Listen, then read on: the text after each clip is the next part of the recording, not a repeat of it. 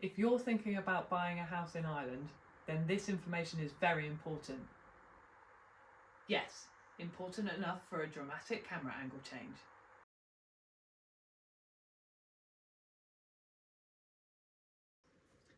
The Irish property market is really fast moving at the moment. There's a chronic high demand and low supply. There's massive regional difference though between Dublin, the commuter belt, rural areas. There are properties out there if you know where to look. The first place to check out is going to be daft.ie or myhome.ie. They're your starting place to find a property. One thing to remember is that the asking price is not always the final price. Some properties go significantly over the asking price. However, there are still some bargains to be had. Emotional bidding is common, so buyers need to have discipline. You need to set your highest price before you start entering into a bidding war.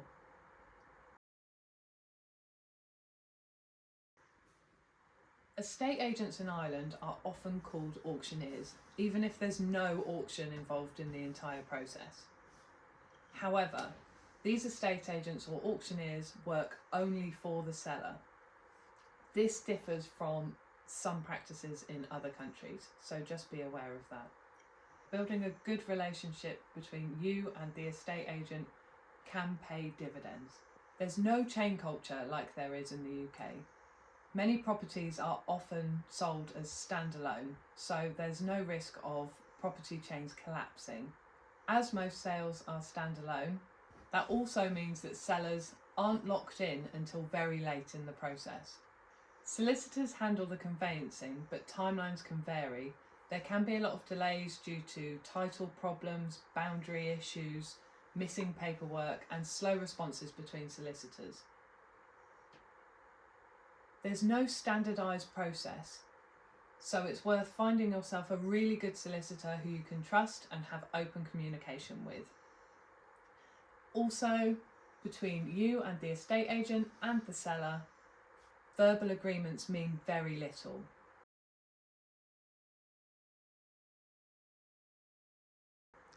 When viewing properties in Ireland, group viewings are very common. There are often only a few available days, and a second viewing isn't always guaranteed because the property market moves so quickly. So it's worth coming to your viewing with a list of your questions, any boundary issues, anything you want to ask the seller or the estate agent. Make sure you've got all of those in hand before you come. With derelict property viewings, it's common to be able to do those unaccompanied, but you should always check with the estate agent or auctioneer first. They'll then give you the exact coordinates and the air code for the property, so you can go and have a look around on your own time. In Ireland, offers on houses are not legally binding. You can pull out at any time before the contracts are signed. Bidding is done through the estate agent, and the process is actually quite transparent. It's quite normal to ask your estate agent what the highest bid is on a property before you even go to view it. If you ask as well, they'll also keep you updated with any bids that have come in, and then you can adjust your bid based on that. Bidding wars are common, and it's a good idea to keep a good relationship with the estate agent. Then you can check in with them and find out what the progress of other people's bids are. It's often the case that bidding goes on for a few days back and forth. It's a good idea not to lose your nerve, but not to get carried away and bid more than you can afford. This bid doesn't always win. Sometimes a buyer's personal circumstance can be taken into consideration, like having a short timeline or being a cash buyer. It's also important to remember that a seller can pull out at any time before exchange and signing of contracts.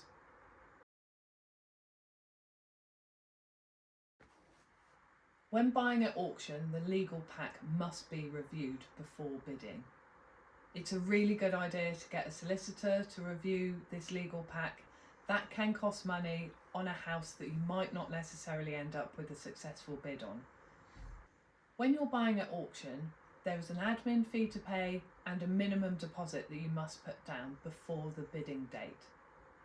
That deposit is normally refunded to you if you don't have a successful bid. However, quite often the admin fee is non-refundable.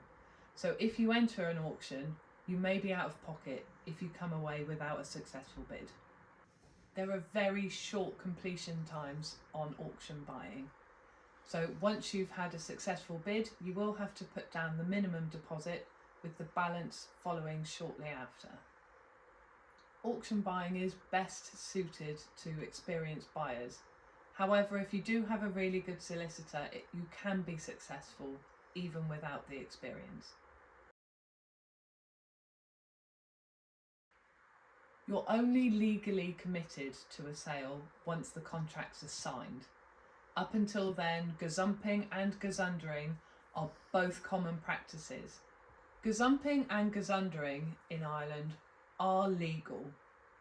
So gazumping is when a seller accepts a higher offer even though they've started down the process of a sale to a buyer. So be aware that nobody is committed to a sale until those contracts are signed. Gazundering also happens as well, which is when a buyer will submit a lower offer at the last minute.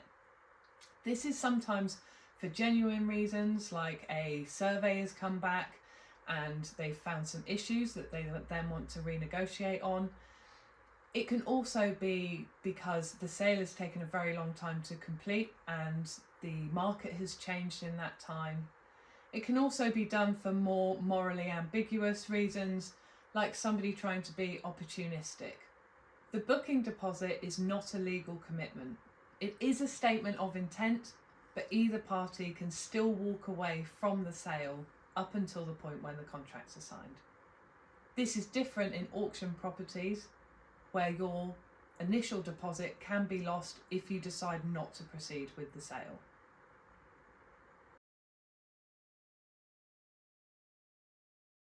The engineer's report is vital.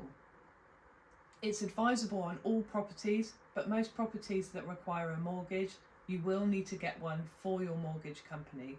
It's also advised that you get a higher level of engineer's report than the basic one that's needed for the mortgage. An engineer's report is also needed for some grants, so check your paperwork on that.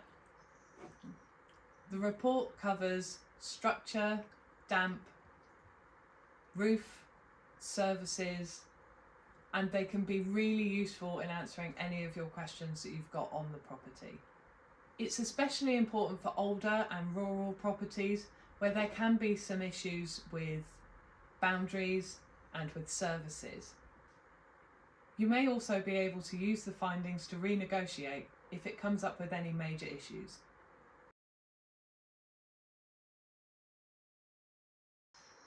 Your costs of buying will include your solicitor's fees. Remember that there's VAT to be paid on top of this. Your engineer's report and your stamp duty. Now, stamp duty is 1% on all properties up to €1 million. If you're buying a property that has more than an acre of land, the two parts of the property are valued separately. So the house and 1 acre will be valued. That you will pay 1% on. The remainder of the land over 1 acre will be valued separately, and on that you pay 7.5%. You'll also have to pay a valuation fee for your mortgage, land registry fees. There's likely to be higher costs if you're buying a derelict or a rural property, as there's quite often more things involved.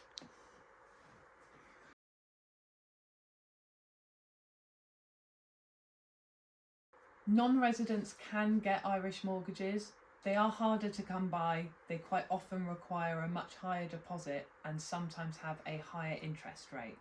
However, there are lenders out there that will deal with foreigners.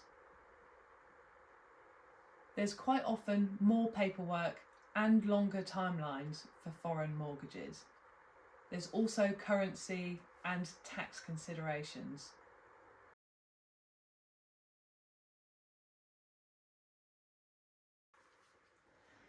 Land usage is really important.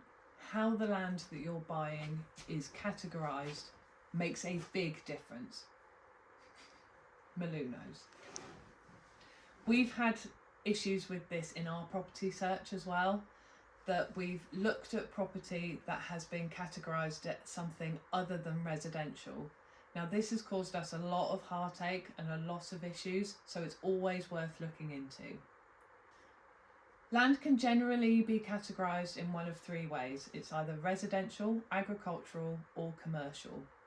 Now there are big differences between these, and whether you'll be able to live on your land or not and in your property that you're buying, there are big differences between these different categorisations.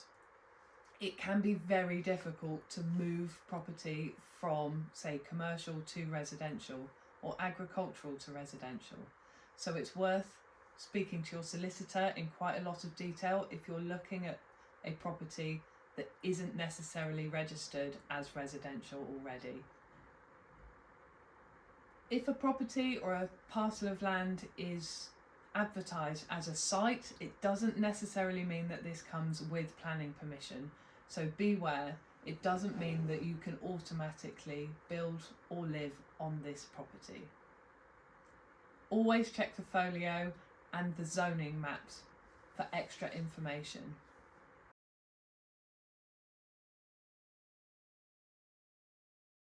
Planning permission does normally transfer with a sale. There are some exceptions to this.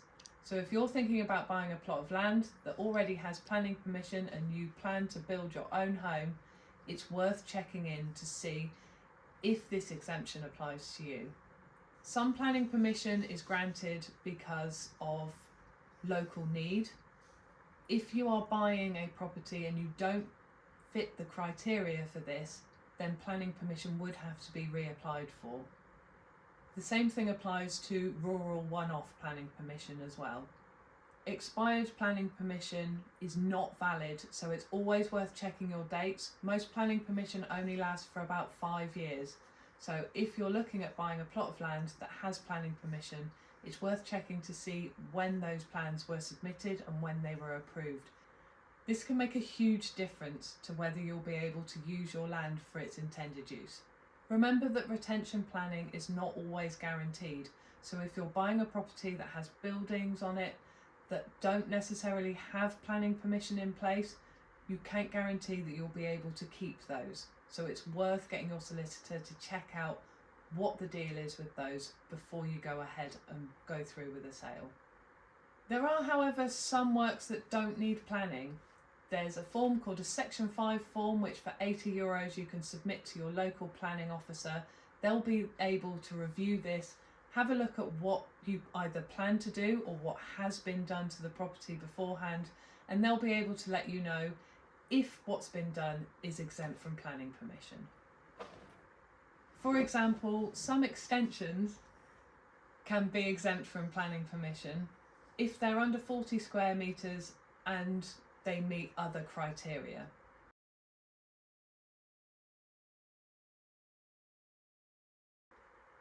BER ratings are the energy efficient rating for your home. They can seriously affect your mortgage, so they're worth paying attention to. There are some grants that can be claimed to increase your BER of a property, so they're worth looking into if you're looking at an older or derelict property or a property that just could do with some upgrades. These grants can be significant, but they can also come with very strict guidance and timelines, so make sure you research these properly before you commit. Renovation costs are often underestimated. It's worth getting quotes before you commit to a sale. Also, if you're like us and you're buying a property in rural Ireland, check out the cost of getting any services connected. Some of these older properties don't have water or electricity connected, and these can be really costly to get connected to your property. So get in contact with the energy companies, the water companies, look into prices for alternatives like solar panels or boreholes for wells. This could save you a huge amount of time and expense in the future. We really hope this video has given you some of the information we wish we'd had at the beginning of our process. If, however, we've missed anything on this video, please leave us a comment below and we definitely will get back to you if we know the answer. As you can see, Malou has had her full hourly rate paid this week, so she's been here as my full-time emotional support dog through this video. If you are thinking of moving to Ireland, do take that leap. It really is worth it. And if you're thinking about following our journey and renovating a house in Ireland, tune in next week as part of this mini-series, because the next video is going to be on renovating in Ireland. We'll see you next week. Bye, Fibre Nuggets.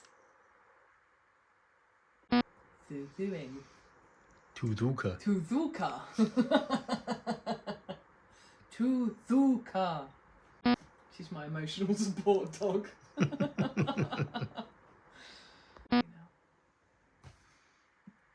you go. Sorry. Got that.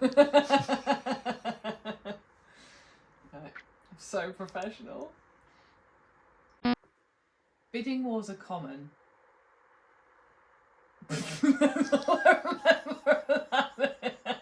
Bidding wars are common. It's well common of Vicky Pollard. Oh yeah, isn't it? It's well common. I've turned into Ali G. I don't know why. You're a butt noober. Oh my god, now I'm totally Vicky Pollard. Oh my god, totally bidding wars are well common.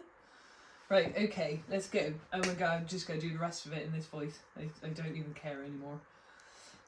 Oh my god, Malou, will you chill out? No, I need to stop doing the voice, otherwise it's going to carry on. Okay.